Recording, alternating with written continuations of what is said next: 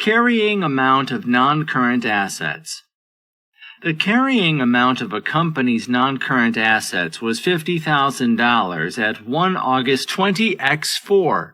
During the year ended 31 July 20x5, the company sold non-current assets for $6,250, on which it made a loss of $1,250.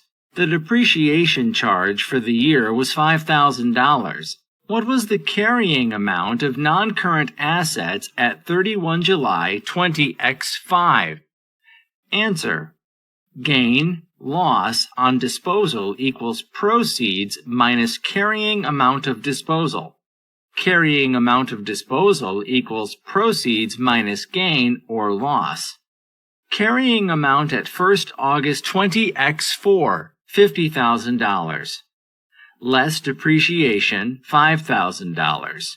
Proceeds, $6,250.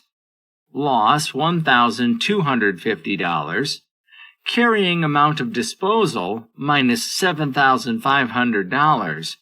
Therefore, carrying amount, $37,500.